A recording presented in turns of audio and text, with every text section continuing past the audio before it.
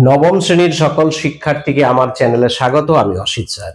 আজকে তোমাদের বাংলা বিষয়ের যে টপিকটা নিয়ে আলোচনা করব সেটা হলো ভাব সম্প্রসারণ।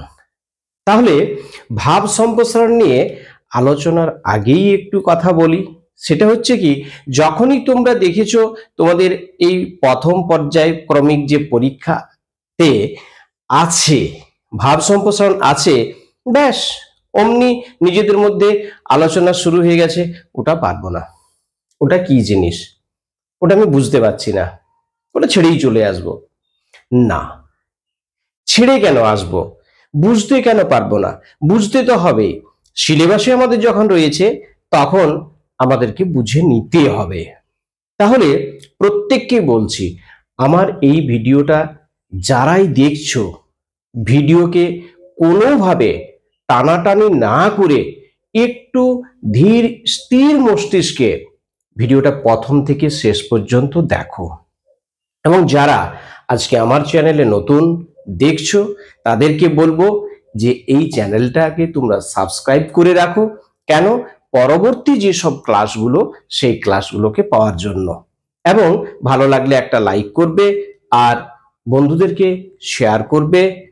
তাহলে আমরা আলোচনায় আসি যে ভাব সম্প্রসারণ বিষয়টা কি।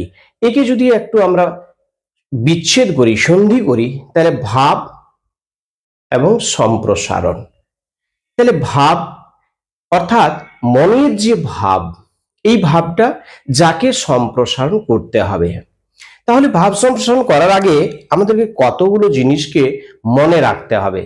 কি মনে রাখতে হবে? না, ভাব সম্প্রসারণ করার কিছুগুলো নিয়ম আছে। এর আগে তোমরা কিন্তু এই ভাব সম্প্রসারণ পাওনি, এই প্রথম এবং প্রথম শিখছো। তাই কাজটা কিন্তু বা এই ভাব সম্প্রসারণ করাটা কিন্তু খুব যে সহজ এটা কিন্তু আমি বলবো না, কঠিন একটু আছে। তবে কি ভয় পেয়ে ছেড়ে দেবো? না, ছাড়বো না, দেখবো সেই কঠিনটা কি। প্রথমেই বলি, আমরা যে যারাই বাংলা পড়ছি, যে কোনো ইংরেজি বলো বাংলা বলো, যে কোনো আমরা সাহিত্যের যে বিষয়গুলোকে পড়ছি, এই বিষয়গুলোকে না মুখস্থ করে নয়, আত্মস্থ করতে হয়। এবং ভেতর থেকে তোমাকে যে ভাব, এই ভাবগুলোকে সুন্দরভাবে তোমাকে কৌশল দ্বারা প্রস্ফুটিত করতে হয়। এটাই হচ্ছে সাহিত্য। তাহলে এটাকে উপলব্ধি করতে হবে। হ্যাঁ, ভাব সম্প্রসারণের বিষয়টাকেও কিন্তু প্রথমে উপলব্ধি করতে হবে, কিন্তু করার ক্ষেত্রে বেশ কিছুগুলো নিয়ম আছে। এই নিয়মগুলো সম্বন্ধে একটু তোমাদেরকে বলি। প্রথমেই দেখো, আমি এখানে সুন্দরভাবে তোমাদেরকে লিখে দিয়েছি 8টা নিয়ম। এই 8টা নিয়ম তোমাদেরকে কিন্তু মনে রাখতে হবে। এটা যদি মনে না রাখো তাহলে কিন্তু ভুল করবে। কেন জানো? না, দীর্ঘদিনের আমাদের প্রশ্ন উত্তর লেখার, কোনো কবিতা কোনো গল্প থেকে যে প্রশ্ন লেখার একটা আঙ্গিক কিংবা একটা ছন্দ আমরা যে শিখে এসেছি, ঠিক ভাব সম্প্রসারণের ক্ষেত্রেও আমাদের এটা কিন্তু ঘটবে, হবে। এই জন্য বলছি, যে নিয়মগুলো আছে সেই নিয়মগুলোকে মাথার মধ্যে একটু ধারণ করে রাখার চেষ্টা করবে। তাহলে কি হবে? ওর পুনরাবৃত্ত হবে না, ওইটা ভুল হবে না। আর দেখবে এই নিয়মগুলোকে মনে রেখে তুমি যদি সেই ভাবটাকে সম্পূর্ণভাবে বিশ্লেষণ করো, ছোট হোক, যদি বিশ্লেষণ করতে পারো, তাহলে দেখবে তুমি কিন্তু সম্পূর্ণ নাম্বারটাই পাচ্ছ। বোঝা গেছে? এইসব আমাদের নিয়মগুলো সম্বন্ধে একটু বলি।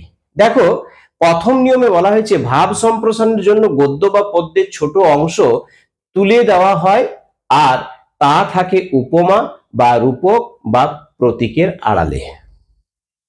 ঠিক আছে, এটা বিশ্লেষণ ভাব সম্প্রসারণের জন্য। তাহলে একটু এর আগে একটু বলে দিই যে ভাব সম্প্রসারণের সংজ্ঞা কি হতে পারে। দেখো, উপরে লেখা রয়েছে, সংক্ষিপ্ত পরিসরে ব্যক্ত কোনো গূঢ় ভাবকে প্রসারিত করে শিল্প সৌন্দর্যময় গদ্যের প্রকাশ করার বিশ্লেষণ বিশেষ রীতির নাম হলো ভাব সম্প্রসারণ। একটু ব্যাপারটা বোঝায়। দেখো, সংক্ষিপ্ত পরিসরে ব্যক্ত কোনো গূঢ় ভাবকে কোনো কবিতা হতে পারে, পদ্য কিংবা গদ্য হতে পারে। এটার সংক্ষিপ্ত পরিসরে ব্যক্ত যেটাকে তোমাকে দেওয়া হয়েছে, বোঝানোর চেষ্টা করা হয়েছে, ভাবকে প্রসারিত করে শিল্প সৌন্দর্যময় গদ্যে তোমাকে গদ্য আকারে যে লিখতে হবে, এর মধ্যে কিন্তু একটা শিল্প সৌন্দর্য কিন্তু তোমার থাকবে। এটাই হচ্ছে সাহিত্য, এটাই হচ্ছে বাংলা। বুঝা গেছে? তাহলে এই শিল্প সৌন্দর্যময় গদ্যে প্রকাশ করে কি বলা হয়েছে, বিশেষ রীতির নামই হচ্ছে ভাব সম্প্রসারণ। বোঝা গেছে? এরপরে একটা একটা নিয়মে আমরা আসি। দেখো, এক একটা নিয়ম তুমি যখনই জেনে যাবে তখন তোমার কাছে কিন্তু এটা অনেকটাই পরিষ্কার হয়ে যাবে। তারপরে আমরা যেসব নমুনাগুলোকে দিয়েছি, এই নমুনাগুলোকে একটা একটা করে একটু একটু করে আলোচনা করব। এবং বিশেষত হচ্ছে কি, দেখো, তোমাকে কিন্তু এগুলো অভ্যাস করতে হবে। এই নয় যে ও স্যার সাজেশন কিছুগুলো দিয়ে দিন না, তাহলে বা দু চারটা তোমাকে হয়তো লিখিয়ে দেওয়া হলো, এলো না,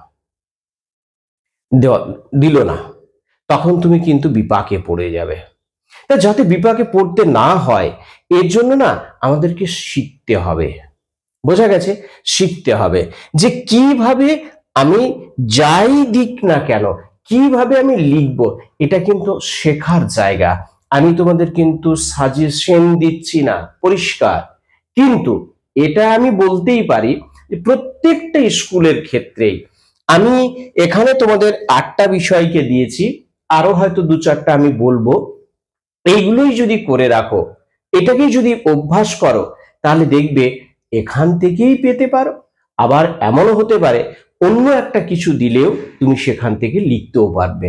তাহলে এই যে লেখার জন্য তোমার যে একটা লিখন কৌশল, এই কৌশলটাকে তোমাকে আয়ত্ত করতে হবে এবং এর জন্য বারবার কিন্তু পড়তে হবে এবং ভাবটা বুঝতে হবে এবং তোমাকে লিখে অভ্যাস করতে হবে। দেখো, কয়েকটা দিন, আরে একদিনে হবে না, একদিন তো হবে। সেই একদিন যেদিন হবে সেটা অভ্যাসের ফল। যে কটা দিনে আমরা অভ্যাস করে ফেলতে পারবো, একদিনে হলো না, একদিন হবে, সেটা 5 দিন হতে পারে, সেই 5 দিনের পর সে দিনটা আসবে, সেটা তুমি যেভাবে অভ্যাস করবে। এবং দেখো, সবার ক্ষেত্রে কিন্তু সমানভাবে নাও হতে পারে। কেন? বিভিন্ন জন বিভিন্ন ভাবে তার ভাবাবেগটাকে প্রকাশ করতে পারে, এটা কিন্তু নিজস্ব নেওয়ার ব্যাপার। ফলে কি হচ্ছে, অভ্যাস যদি তুমি করো, দেখবে তুমি অন্যভাবে লাইনে চলে যাচ্ছ না, ভাবটাকে নিয়ে একটা কেন্দ্রবিন্দুতে তুমি নিয়ে আসতে পারবেই। এটা 5টা 6টা 7টা অভ্যাস করার পর দেখবে যে চলে আসছে, এবং তখন নিজের কত আনন্দ লাগবে, দেখবে যে বাহ, আমি তো বুঝতে পেরে যাচ্ছি। দেখো, একটা এমনি ব্যাখ্যা আছে যে কবিতা, কবিতা মানে কি? কবি কবিতা লেখেন, তা মানে কি? তা মানে তাপ। তো তাপ কারা দেয়? বিভিন্ন পাখিরা তাপ দেয়, তাদের ডিমে তা দেয়। তা তা দিয়ে কি করে, কখনো 28 দিন, কখনো 30 দিন সেই তা দেওয়ার পরে একটা সুন্দর ছোট্ট ছানা ফুটে ওঠে, সেখান বেরোয় সেখান থেকে, অর্থাৎ ডিম ফেটে একটা সুন্দর পাখির ছানা বেরোয়। তাহলে এই পৃথিবীর মধ্যে একটা যে নতুন সৃষ্টি দেওয়া হলো না পাখির বাচ্চাটাকে তা দেওয়ার ফলে, ঠিক কবি যখন তার ভাবনার উপরে তা দেন, অর্থাৎ তাপ দেন, তখন সৃষ্টি হয় কিন্তু কবিতা। তাহলে আমাদেরকে প্রত্যেকটা লাইনের ভেতরেই কবির যে তা আছে, অর্থাৎ তার যে চিন্তন শক্তি, ভাবনাগুলো যেখানে সেখানে যে আছে, সে অন্তর্নিহিত রূপটাকে আমরা টেনে বার করব এবং সেটা ব্যাখ্যা করব। এসো আগে দেখি যে কি কি বিষয়গুলো এখানে নিয়মের কথাগুলো বলা হয়েছে। প্রথমে যেটা বলেছে, ভাব সম্প্রসারণের জন্য গদ্য বা পদ্যের ছোট্ট অংশ তুলে দেওয়া হয়। আমি তো বললাম গদ্য হতে পারে, পদ্য হতে পারে, তার অংশ একটা ছোট্ট অংশ তুলে দেওয়া হবে, ভালো কথা। এরপরে কি বলছে, আর তা থেকে উপমা, এই কথাটা মনে রাখবে একটু, রূপক বা প্রতীকের আড়ালে, কার আড়ালে? যেটা উনি ব্যক্ত করছেন সেটা থাকে কিভাবে? কোনো উপমা দ্বারা, কিংবা কোনো রূপক, কিংবা প্রতীকের আড়ালে। সেইটাকে আমরা কিন্তু কি করব না, সেইটাকে আমরা বিশ্লেষণ করব। তাহলে প্রথম কথা হচ্ছে, কবিতা হতে পারে, অর্থাৎ গদ্য হতে পারে, পদ্য হতে পারে, যাই হোক না কেন, তার মধ্য দিয়ে কিন্তু ব্যক্ত করা থাকবে ছোট্ট অংশটুকু। দ্বিতীয়ত দ্বিতীয়ত হচ্ছে কি, প্রদত্ত অংশটি বারবার করে পড়ে উদ্ধার করতে হয় লুকোনো মূল ভাবটিকে। যে মূল ভাবটা কি আছে এটা বারবার কিন্তু পড়তে হবে। একবার পড়েই তুমি অর্থ বুঝে যাবে এমন কিন্তু নয়।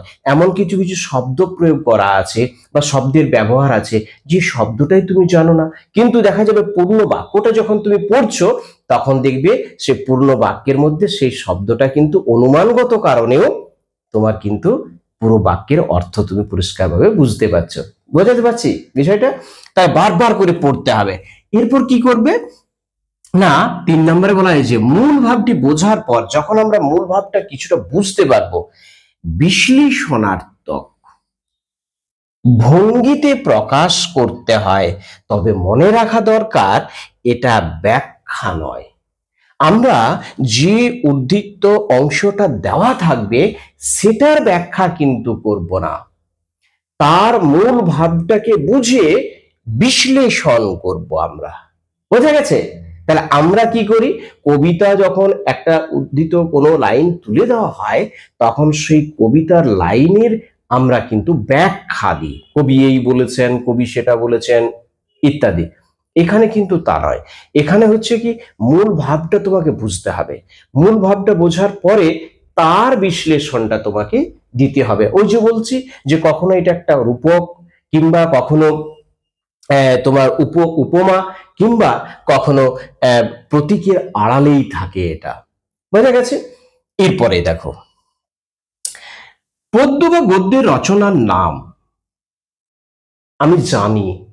ধরো এখানে যেমন আমি জানি, যে জগতে হয় সেই বেশি চায়, আছে যার ভুরি ভুরি, রাজার হস্ত করে সমস্ত কাঙালের ধন চুরি। এটা আমরা যখন মাধ্যমিক দিয়েছিলাম তখন এই পদ্যটা কিন্তু ছিল রবীন্দ্রনাথ ঠাকুরের 2 বিঘা জমি।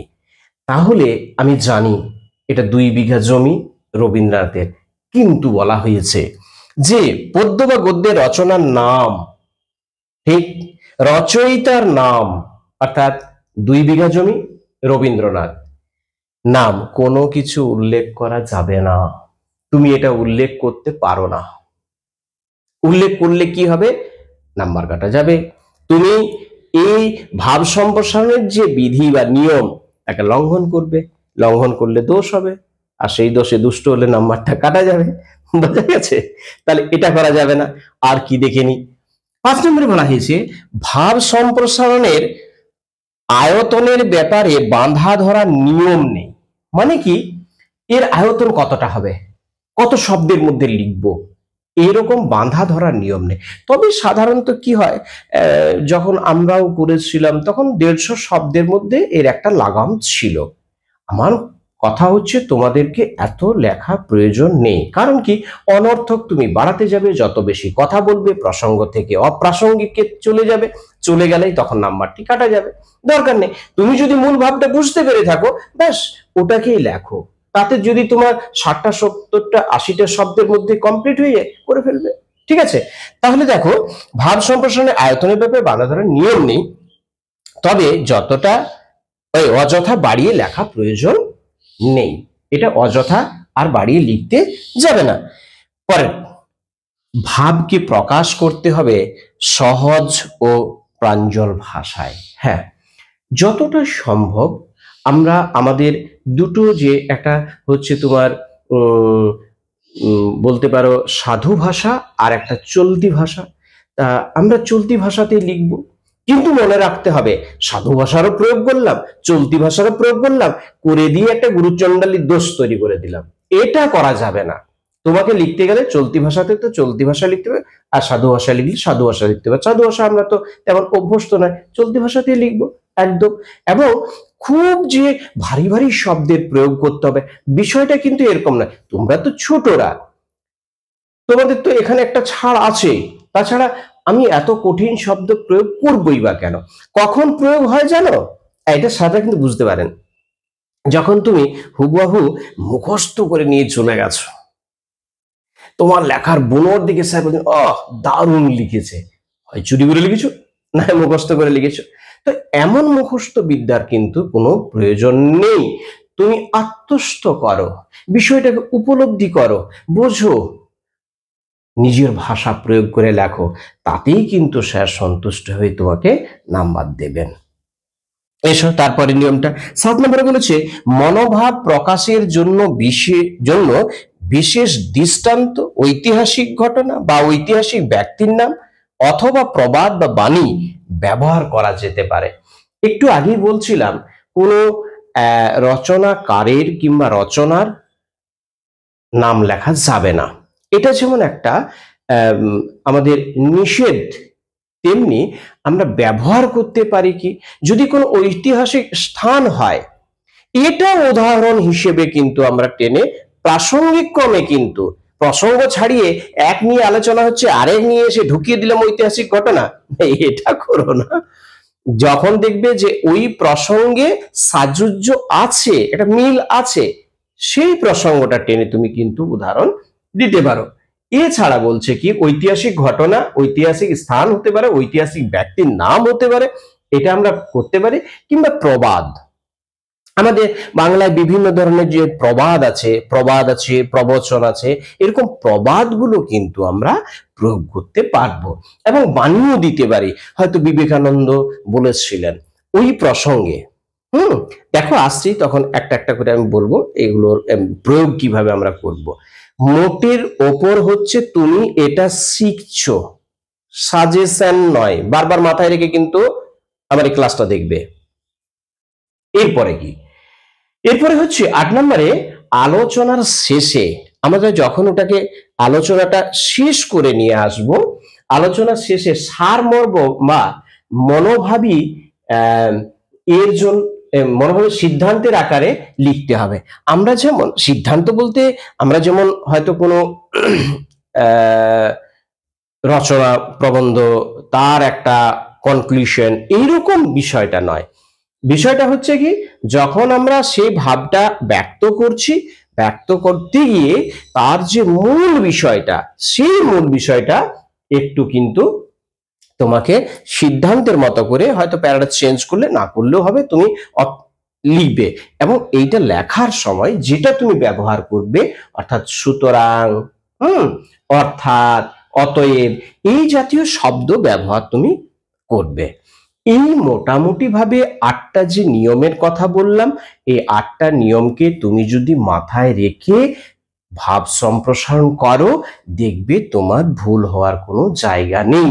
এবারে কি করতে হবে, এবারে হচ্ছে কি, যে ভাব সম্প্রসারণটা তোমাকে দেওয়া হবে, সেটাকে কিন্তু তোমাকে ভালো করে বারবার পড়ে চিনতে হবে। কি চিনতে হবে, যে এর মূল ভাবটা কি বলতে চেয়েছে। সাধারণত ভাব সম্প্রসারণ, কবিতা বলো, মানে গদ্য পদ্য যাই বলো, ওখান থেকেই যে তোমাকে যে কোনো লাইন টেনে দিয়ে দেবে, ব্যাপারটা এরকম না। নিশ্চয়ই তার মধ্যে একটা রূপকের আড়ালে, মানে রূপক বিষয়টা, কিংবা তোমার যেটা বলছিলাম যে উপমা কিংবা প্রতীক, এইরকম কিছু একটা ভাব কিন্তু সেখানে থাকবেই, এবং সেই ভাবটাকে তোমাকে বুঝে নিতে হবে। একবারে হবে না। তুমি একবার একটা নতুন তোমাকে দিয়ে দিলাম যে কই লেখো তো এটা, হতে পারে 2-4 জন এইরকম মেধা এবং তাদের সেই জায়গাটা, ভাবনা চিন্তা করার সেই জায়গাটা আছে, তারা হয়তো কাছাকাছি অনেকটা লিখে ফেলতেও পারবে। কিন্তু আমি একটা সার্বিক বা সিংহভাগ ছেলে মেয়ের জন্য বলছি, এটা সহজেই কিন্তু আসবে না। একটু তোমাকে অভ্যাস করতে হবে, বারবার কয়েকটা পড়তে হবে, দেখবে। এবং বিভিন্ন বইয়ে কিন্তু বিভিন্ন ভাষায় থাকবে, কিন্তু মূল ভাবটা এক। এই মূল ভাবটাকে বুঝে তোমাকে কিন্তু বিশ্লেষণ করে যেতে হবে। তাহলে একটা নিয়ে আলোচনা প্রথমে করি, কি, যারা শুধু মরে কিন্তু নাহি দেয় প্রাণ, কেহ কভু তাহাদের করেনি সম্মান। আবার পড়ছি একবার, যারা শুধু মরে কিন্তু নাহি দেয় প্রাণ, কেহ কভু তাহাদের করেনি সম্মান। যারা শুধু মরে, মরে মানে কি, সব প্রাণী তো যার জন্ম আছে তার মৃত্যু আছে। একটা কথা আছে না, জন্মিলে মরিতে হবে, অমর কে কোথা কবে। কেউ তো অমর নয়, প্রত্যেককেই মরতে হবে। কিন্তু এই মৃত্যু তো জাগতিক মৃত্যু, এই মৃত্যু প্রকৃতির নিয়মে মৃত্যু। জরা, ব্যাধি, দুর্ঘটনা, বিভিন্ন ভাবেই তো মানুষের মৃত্যু হয়।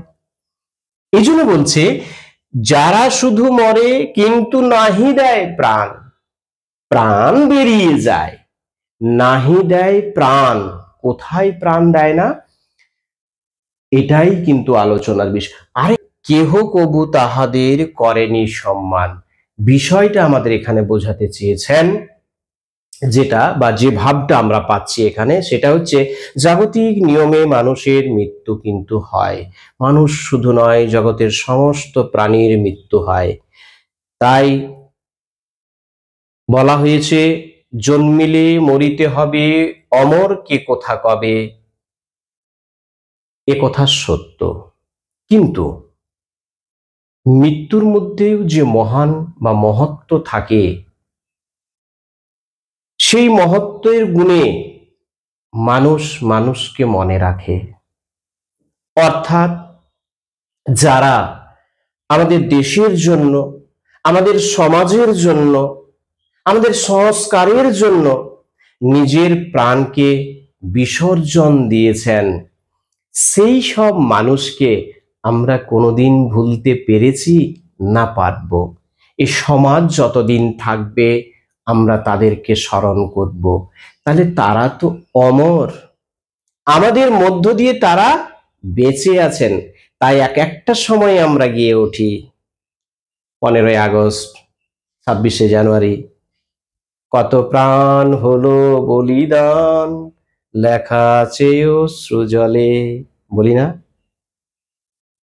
তাহলে এই যে যারা দেশের জন্য প্রাণ দিয়েছিলেন, ক্ষুদিরাম, প্রফুল্ল চাকি, বিনয়, বাদল, দীনেশ, মাস্টারদা সূর্য সেন, মাতঙ্গিনী হাজরা, নেতাজি সুভাষচন্দ্র বোস, গান্ধীজি, এরা সবাই আবার আমাদেরকে সাহিত্যের সম্ভার ডালি সাজিয়ে দিয়ে গেছেন রবীন্দ্রনাথ, আবার সমাজকে সংস্কার করে দিয়ে গেছেন রাজা রামমোহন রায়, ঈশ্বরচন্দ্র বিদ্যাসাগর, তাই না? তাহলে এই যে মানুষগুলো যারা নিজেদের প্রাণ দিয়ে দেশের এবং দশের কথা ভেবেছেন, এরা অমর নয়? আমাদের কাছে তো এরা অমর। এই যে ভাবটা, এইটাকেই বোঝার তুমি বিশ্লেষণ করছো, তুমি তোমার ভাষা প্রয়োগ করো, ব্যাস। এর জন্য যে একটা প্যাটার্ন হতে হবে, এখান থেকে ধরে টানতে হবে, ওখানে লিখতে হবে, কোন দরকার নেই। বুঝতে পারছো? বোঝাতে পারছি?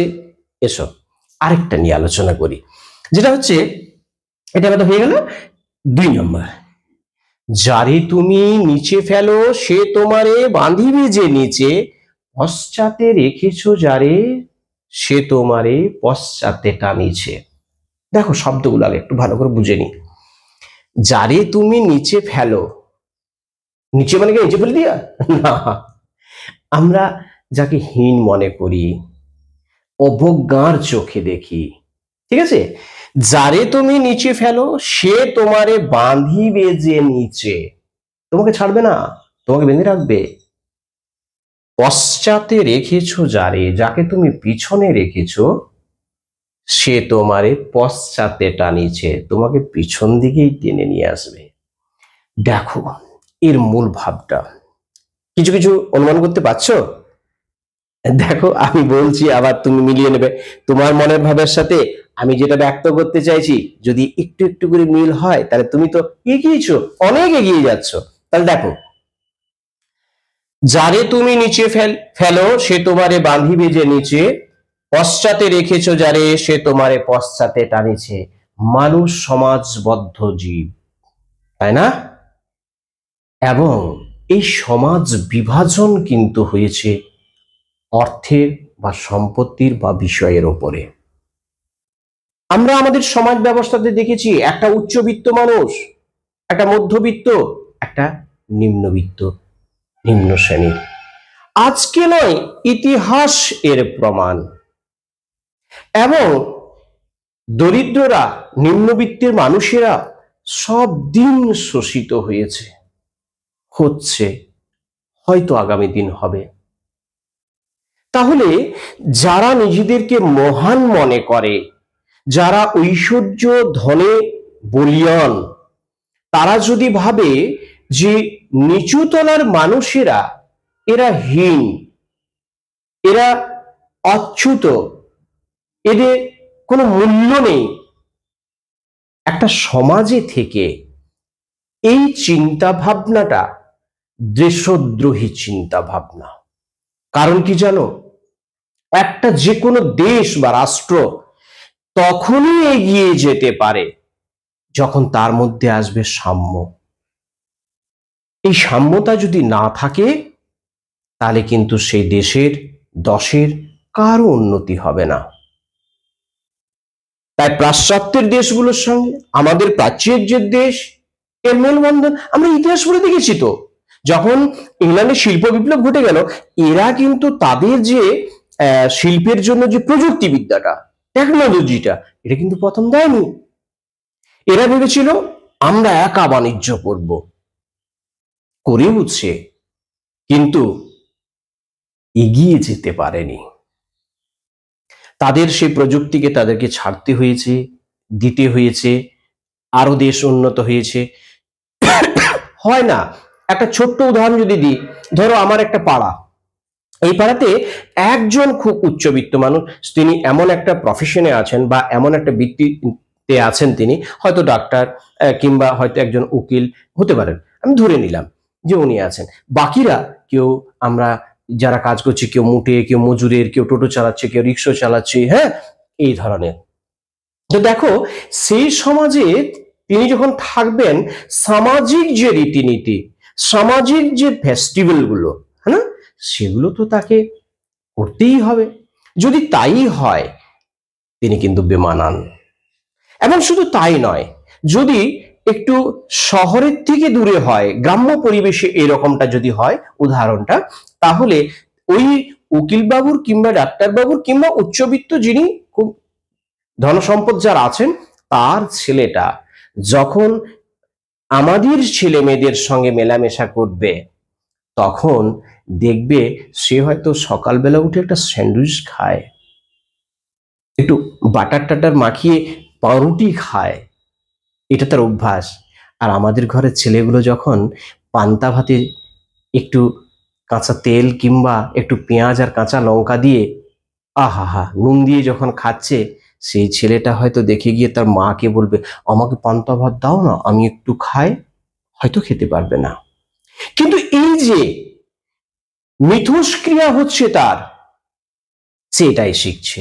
সে ভাষা শিখবে, সে আদব কায়দা শিখবে, ব্যবহার শিখবে, সমস্ত কিন্তু তাকে কিন্তু পরিবেশ থেকে নিতে হবে।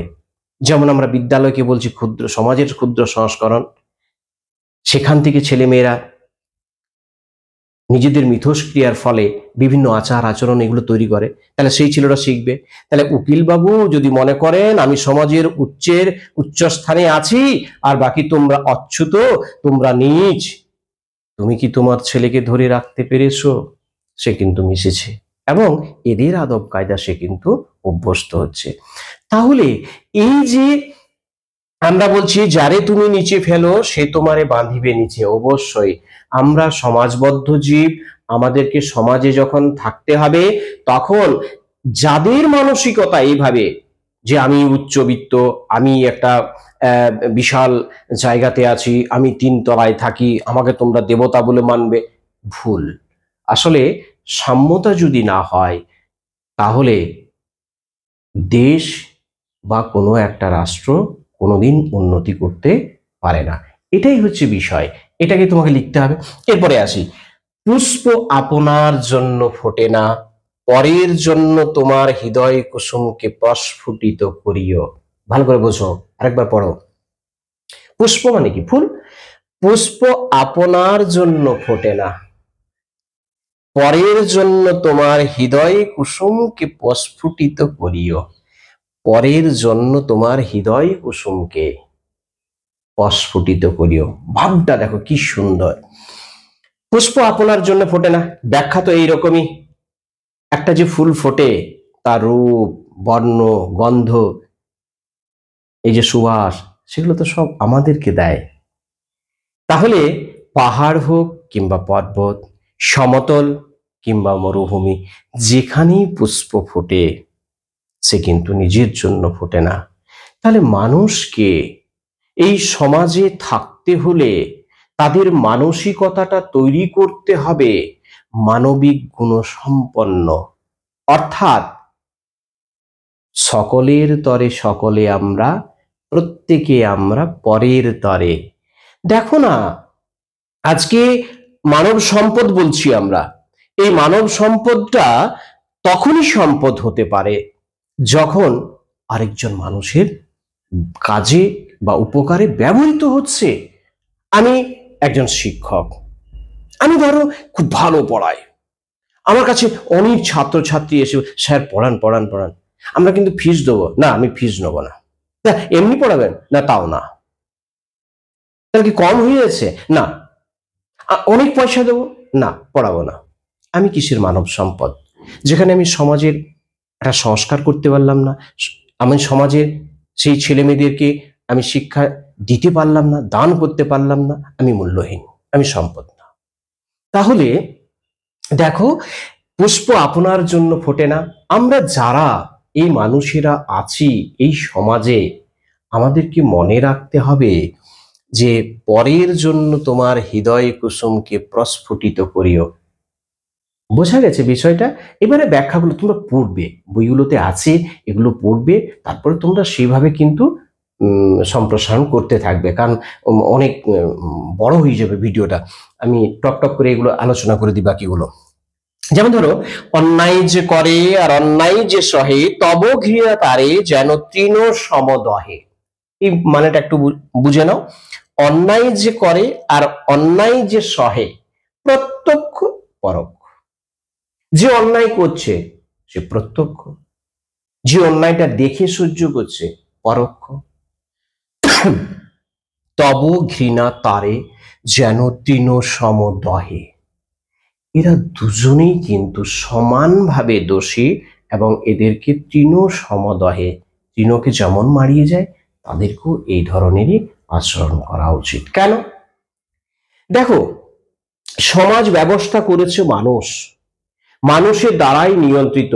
তাই ভালোটা বলো মন্দটা বলো, এই ভালো মন্দ পাপ পুণ্য এটা মানুষ তৈরি করেছে। স্বীকৃত ভালো, অস্বীকৃত যেটা স্বীকৃতি পাচ্ছে না খারাপ। আচ্ছা দেখো না, একটা উদাহরণ দিই আমি। ধর আমার দেশে যদি কেউ বসে মদ খায়, এ তো শরীরের পক্ষে হানিকর, অত্যন্ত ক্ষতিকর, তবু বলছি যদি কেউ মদ খায়, তাহলে আমরা কিন্তু কাউকেই ভালো চোখে দেখব না, কাউকেই না, সে যে শ্রেণীরই মানুষ হোক না কেন। ঠিক, বিনোদন করছে ঠিক আছে, কিন্তু ওপেন যদি খোলাতে বসে মদ্যপ পান করে, তাহলে আমরা আমাদের দেশে তাকে কোনোভাবেই কিন্তু ভালো দৃষ্টিতে দেখবো না, বলবো অন্যায় করছে, এ খারাপ কাজ করছে। কিন্তু আবার দেখো না, শীত প্রধান দেশগুলোতে ওরা কিন্তু এটা খায়, এটা খাচ্ছে, তাহলে ওদের কাছে স্বীকৃত, আমাদের কাছে স্বীকৃত নয়। বোঝা গেছে? তাহলে একটা সমাজ যখন তৈরি হয়, ন্যায় অন্যায় বিষয়টা আমরা তৈরি করে থাকি। তাহলে যে সমাজের মধ্যে আমরাকে যেটাকে অস্বীকৃত, স্বীকৃত নয়, যেটা অন্যায়, সেটা যিনি করছেন বা যে করছে আর যিনি বা যে দেখছেন তাকে কিন্তু বাধা দেওয়া উচিত। না হলে কি হবে? না হলে অন্যায়কারী অন্যায় করে যাবে এবং আস্তে আস্তে আস্তে আস্তে আস্তে চূড়ান্ত পর্যায়ে চলে যাবে। সব জায়গাতে একটা পরিবার, একটা সমাজ, একটা রাষ্ট্র, প্রত্যেকটা ক্ষেত্রেই কিন্তু এটা প্রযোজ্য। যাই হোক, তো তাহলে দেখো এই মূল্যবোধহীন হয়ে যাবে। যার জন্য এখানে বলা হয়েছে যে অন্যায় যে করে আর অন্যায় যে সহে তারা দুজনেই কিন্তু সময় অন্যায়কারী, একজন প্রত্যক্ষ আর একজন পরোক্ষ। তব ঘৃণা তারে, তাদের ঘৃণাটা কেমন হবে না, যেন তৃণ সমদহে। বোঝা গেছে? তারপরে আসি, যে নদী হারায়ে স্রোত চলিতে না পারে, সহস্র শৈবাল নাম বাঁধে আসি তারে। দেখো, নদী গতিময়তা, তাই না? নদী তো প্রবাহিত হয়, অনন্তকাল ধরে সে প্রবাহিত হচ্ছে, প্রবহমান কাল ধরে প্রবাহিত হচ্ছে। যখন প্রবাহিত হয় সেটা বন্যার সময় হতে পারে, জোয়ারের সময় হতে পারে, ভাটার সময় হতে পারে, যে সময়, বা বর্ষার জলে পুষ্ট নদী যখন, বা বরফ জলা বলে যে পুষ্ট নদী যখন প্রবাহিত হচ্ছে, এই প্রবাহ পথে যদি কখনো কোনো হ্রদ, মানে হ্রদ যেটাকে আমরা পানা বলছি, কচুরি পানা, ইত্যাদি, এগুলো যদি আসে, খড়, কোনো কাঠের টুকরো, কাঠ, সব ভাসিয়ে নিয়ে চলে যায়, তাই না? কিন্তু নদী যদি থেমে যায়, নদী থেমে গেলে কি হবে? বলছে, যে নদী হারায়ে স্রোত চলিতে না পারে, আর যদি নদী চলতে না পারে, কোথাও গিয়ে বাধা পড়ে যায়, আটকে যায়, তাহলে তার সেখানে জল জমা হবে। আর জল জমা হলে কি হবে বলছে, সহস্র শৈবাল নাম বাঁধে আসি তারে, তখন সেখানেও শৈবাল সেখানে তৈরি হবে, আর সমস্ত শৈবাল যখন আসবে সেখানে এসে জমা হবে। একটা সুন্দর গান আছে না, থাকিলে ডোবাখানা হবে কচুরি পানা। তো তাহলে এখানে সহস্র শৈবাল নাম বাঁধে আসে তারে, মূল ভাবটা কি এটা জানতে হবে। দেখো, এই প্রগতি বা যে প্রবহমান নদী, মানুষের জীবন কিন্তু প্রবহমান, এই ধারাতে কিন্তু আমরা চলছি।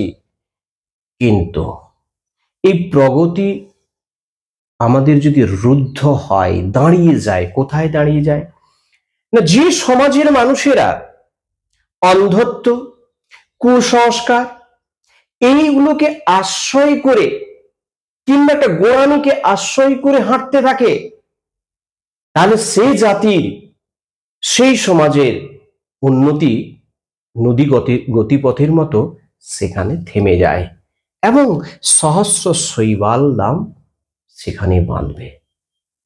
বোঝা যাচ্ছে? এটা হচ্ছে মূল ভাব। এটাকে তোমরা আস্তে আস্তে আস্তে আস্তে আস্তে করে কি করবে না, এটাকে তোমরা বিশ্লেষণ করবে। আরেকটা, খুব একটা বোরিং লাগছে না তো? শোনো, একটু শোনো, মন দিয়ে শোনো, আমার মনে হয় বিষয়টা সুন্দরভাবে বুঝতে পারবে। এ জগতে হয় সেই বেশি চাই, আছে যার ভুরি ভুরি, রাজার হস্ত করে সমস্ত কাঙালির ধন চুরি। এ জগতে হয়, এ জগতে কেন, রবীন্দ্রনাথ এত সুন্দর লিখেছেন, লিখবে না? এ জগতে হয় সেই বেশি চায়, আছে যার ভুরি ভুরি। হ্যাঁ, আমরা দেখেছি ইতিহাসে রাজা, জমিদার, সম্রাট দিতে হবে অন্যায়ভাবে কর, যার কোনো মানে হয় না। ক্লাস 9-এ তোমরা পড়ছো ফরাসি বিপ্লব, first state, second state, third state, যে রাজারা ছিলেন, চতুর্দশ লুই, পঞ্চদশ লুই, ষোড়শ লুই, অন্যায়কারী রাজা ছিলেন, অন্যায় করে গেছেন। কখনো ধর্মের উপর কর, লবণের উপর কর, বেগার শ্রম, সমস্ত ধরনের করকে আরো চাই, আরো চাই, রাজকোষ শূন্য, যুদ্ধ চলো, খামখেয়ালিপনা, বিভিন্ন ধরনের এই যে মানসিকতা, অর্থাৎ এই জগতে হয় সেই বেশি চায়, আছে যার ভুরি ভুরি।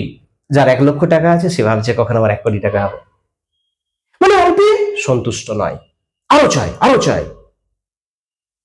রাজার হস্ত করে, রাজার হাত কি করে, সমস্ত কাঙালের ধন চুরি, যার কিছুই নেই তাকে লোটার জন্য সে ব্যস্ত।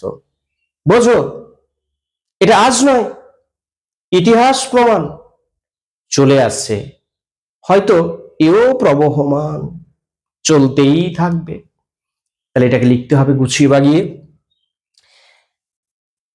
নদীর এপার কহে ছাড়িয়া নিঃশ্বাস, ওপারেতে সর্বসুখ আমার বিশ্বাস। নদীর এপার বসে দীর্ঘশ্বাস ছাড়ে, কহে যারা যাহা কিছু সুখ সকলই ওপারে। কাছাকাছি, কিন্তু এখানে মানুষের কথা বলা হয়েছে। একটা নদী, নদীর দুটো পাড়, দুই তীরে বসবাসকারী মানুষেরা আছে। সেখানে কি ভাবছে? এ ভাবছে ওরা মনে হয় খুব সুখী আছে। এটা আমাদের পাশাপাশি ঘরেও হয়। আমার পাশের ঘরটাকে আমি ভাবি ওরা মনে হয় খুব সুখী, ওরা মনে হয় ভালো মন্দ বেশ খাচ্ছে, ভালো ভালো খাচ্ছে, ওরা মনে হয় বেশ আনন্দ করছে, ফুর্তি করছে। কিন্তু ওদের মধ্যে যে কোন্দল, ওদের মধ্যে যে ঝগড়াঝাটি হচ্ছে, এই খবর আমরা কিন্তু রাখি না। একটা হিংসা, একটা উচ্চাকাঙ্ক্ষা মানুষের, ও মনে হয় ভালো আছে, আমি খারাপ, সে মনে হয় ভালো আছে, আমি খারাপ। আর তোমার যেটা আছে তুমি সেটা নিয়ে ভালো থাকার চেষ্টা করো না, দেখো না তুমি সুখ পাবে, তুমি শান্তি পাবে, সব পাবে। মানুষ কিন্তু ভুলে যায়। তাই বলছে নদীর এপার কহে যারা এপারে আছে, ছাড়িয়া নিঃশ্বাস, ওপারেতে সর্বসুখ আমার বিশ্বাস।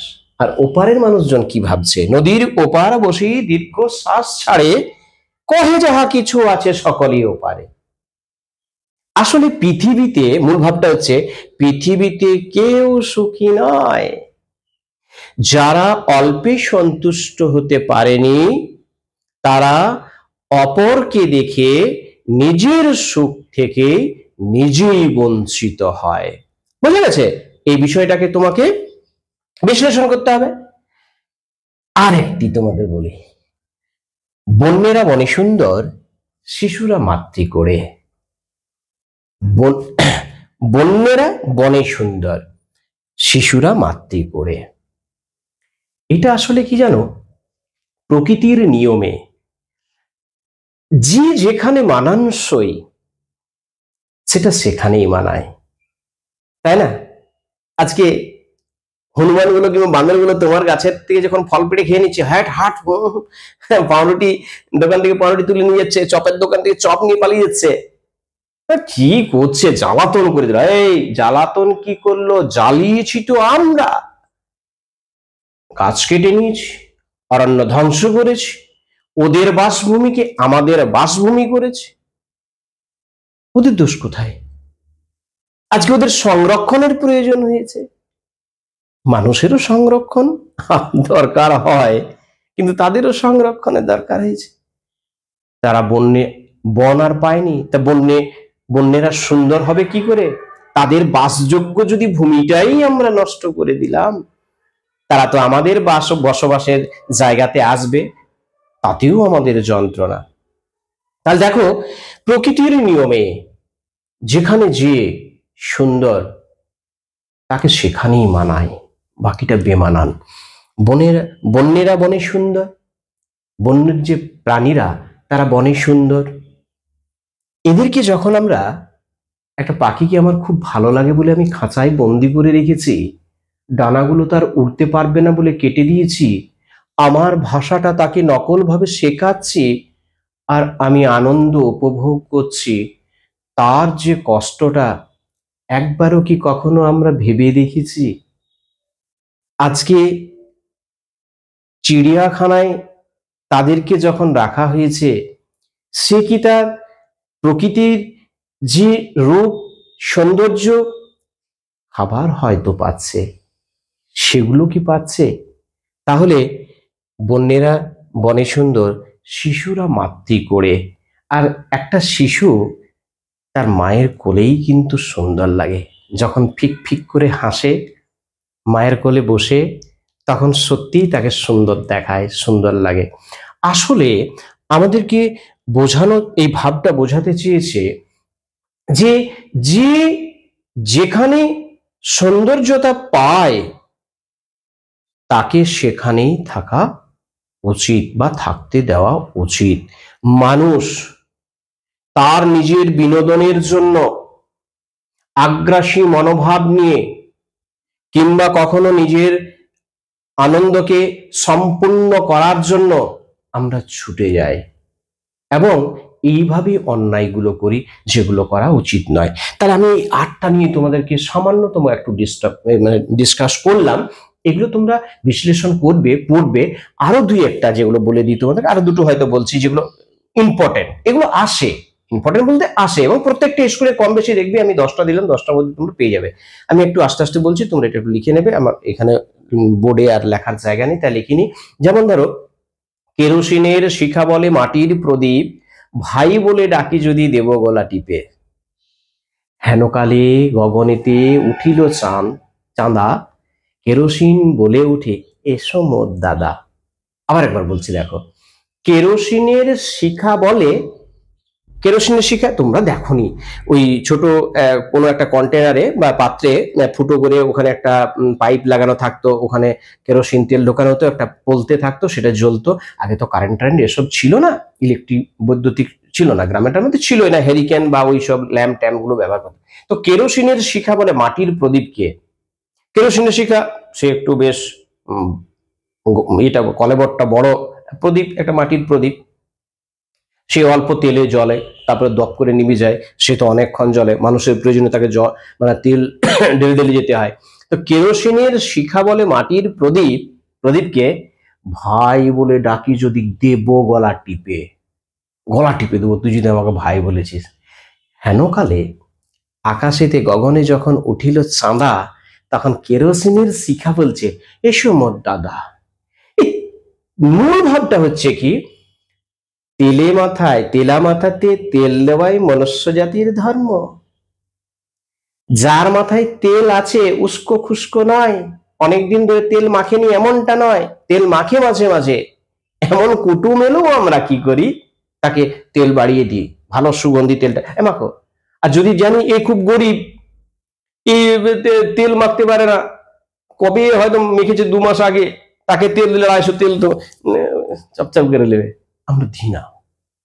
অর্থাৎ এর ভাবার্থটা হচ্ছে, মানে ভাবটা হচ্ছে কি, যে আমরা সব সময় যে আমার থেকে উঁচু আমরা তাকে প্রাধান্য দিয়ে থাকি, যে আমার তলার মানুষ, যে নিচু, আমার থেকে একটু হীন বা ছোট অর্থর দিক থেকে, তাকে আমরা সবসময় তুচ্ছ তাচ্ছিল্য এই সব করি। তাহলে এই প্রসঙ্গটা নিয়েই লিখবে। এবং আরেকটা দেখো, এটা খুব সুন্দর। বহুদিন ধরে, বহু ক্রোশ দূরে, বহু ব্যয় করি, বহু দেশ ঘুরে, দেখিতে গিয়েছি পর্বতমালা, দেখিতে গিয়েছি সিন্ধু, দেখা হয় নাই চক্ষু মেলিয়া, একটি ধানের শীষের ওপর একটি শিশির বিন্দু। এটা কিন্তু খুব সুন্দর। বহুদিন ধরে, বহু ক্রোশ দূরে, মানে অনেক রাস্তা, এটা আয়তন বোঝাতে, মানে পরিমাপ বোঝাতে। বহু ক্রোশ দূরে, বহু ব্যয় করি, অনেক টাকা খরচ করে, বহু দেশ ঘুরে, দেখিতে গিয়াছি পর্বতমালা, দেখিতে গিয়াছি সিন্ধু, কিন্তু দেখা হয় নাই চক্ষু মেলিয়া, একটি ধানের শীষের ওপর একটি শিশির বিন্দু। আসলে ক্ষুদ্রের মধ্যেও যে এত সৌন্দর্য থাকতে পারে আমরা ভাবি না। আমরা সবসময় উচ্চাকাঙ্ক্ষা মন নিয়ে দূর দেশে পাড়ি দেবো, এখানে এটা দেখব, সেখানে সেটা দেখব, কখনো তীর্থে যাব, সেখানে তীর্থ করব, অথচ বাড়িতেও যে এত সৌন্দর্যায়নের বস্তু আছে কল্পনাই করিনি, ভাবিনি। কারণ আমার চোখগুলো না সব সময় ওপরের দিকে, তা ওপরের জিনিস দেখতে পায়, নিচের জিনিস তো আর দেখতেই পায় না। এই যে উচ্চাকাঙ্ক্ষা মানুষের মন, এই জন্য কি হয়, ক্ষুদ্রের মধ্যেও যে আনন্দ আছে, এর মধ্যেও যে সৌন্দর্য আছে, এটা আমরা হারিয়ে ফেলি। ব্যাস, এই বিষয়গুলোকে সুন্দরভাবে গুছিয়ে বাগিয়ে লিখবে। কেমন লাগলো ক্লাসটা একটা লাইক করে জানাবে, আর যদি নতুন হও তাহলে চ্যানেলটাকে সাবস্ক্রাইব করে রাখো পরের আমার ক্লাসগুলো পাওয়ার জন্য। ঠিক আছে।